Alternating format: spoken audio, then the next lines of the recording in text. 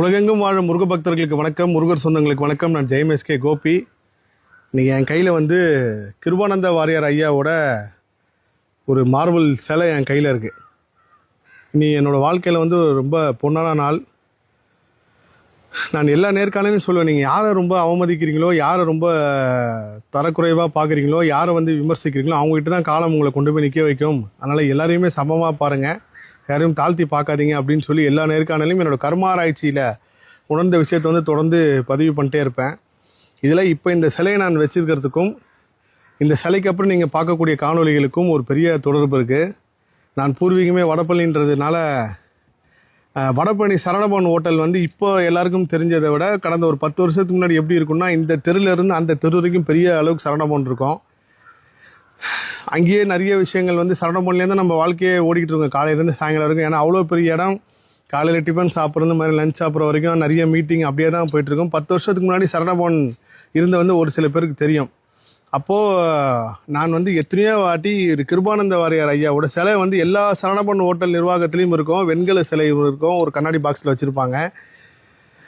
என்னோடய பார்வையிலேருந்து ஐயா ஒரு நடிகர், இவரை பற்றி நிறைய மிமிக்ரிலாம் பண்ணுவாங்க. அப்போ நான் கிண்டல் பண்ணியிருக்கேன் பல தடவை. என்னன்ட்டுனா, இவரோட சிலை ஏன் வச்சுருக்காங்க, எதுக்கு இவரோட வெண்கல சிலையை இங்கே வச்சு வழிபடுறாங்க அப்படின்னு சொல்லி விமர்சனமாக கிண்டலாக பேசியிருக்கேன். ஆனால் முருகப்பெருமான் கருணையால் கடைசியில் ஐயாவோட உறவினர்கள் வீட்டில் ஐயா பயன்படுத்தின சிலை முதல் கொண்டு எல்லாத்தையுமே நம்ம தொட்டு வணங்க போகிறோம், அதை பற்றி வெளி உலகுக்கு தெரியப்படுத்த போகிறோம் அப்படின்ற உண்மை அப்போ எனக்கு உணரலை.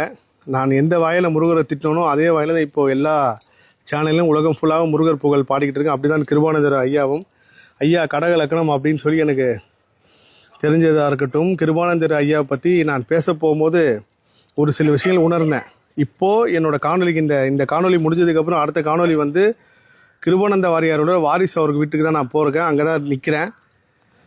இந்த காணொலி எடுக்கிறதுக்கு முன்னாடி அவங்களோட வாரிசு மருமகன் என்கிட்ட சொன்னார், ஐயா நான் உங்களை 2 வருஷமாக நான் ஃபாலோ பண்ணுறேன். கடந்த ஒரு வருஷத்துக்கு முன்னாடி நான் யோசித்தேன், இவர் முருகர் யுகம் ஆரம்பம்ன்றாரு, முருகர் யுகத்தில் கிருபானந்த வாரியார் ஐயா இல்லாமல் எப்படி ஒரு விஷயம் இருக்கும், இவர் இன்னும் நம்ம ஐயாவை பற்றி பேசாமல் இருக்கார், தொடாமல் இருக்காரு, எப்படி இது சாத்தியம் அப்படின்னு நான் மனசுக்குள்ளே கேள்வி கேட்டேன்.